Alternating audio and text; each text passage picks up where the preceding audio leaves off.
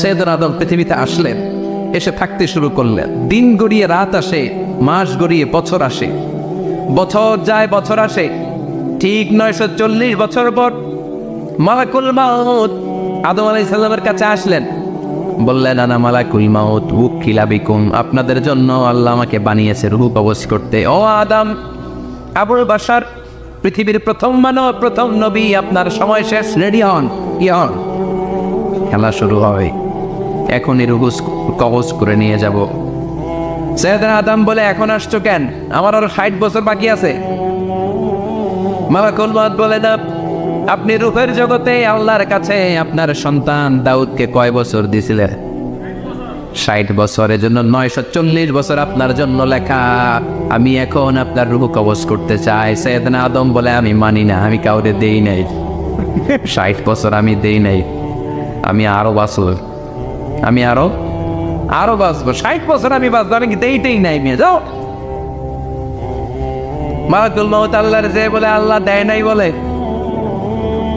আসলে ভুলে গেছে। আসলে মানুষ ভুলে যায়, মানুষ বড্ড ভুলে যায়। আমরা অনেক সময় খাইয়াও কই খাই নাই।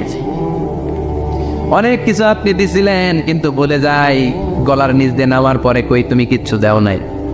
আচ্ছা না নাই? নাসিয়া আদম ফানাসিয়া বানু, আদম আলাইহিস সালাম ভুলে গেছেন, তাই আমরাও ভুল করি, ঠিক কিনা? এজন্য আমাদের নেতারাও বলে, এটা দেবো ওটা দেবো, নির্বাচনের পর সব ভুলে যায়। আচ্ছা না নাই? ওই যে আদম আলাইহিস সালাম বলছে, আমরা ভুলে যাই। অন্যদের দোষ কি? ভুলে যায়, বেমালুম ভুলে যায়। আল্লাহ বললেন, মালাকুল মাউত আর জোরাজুরি করো না।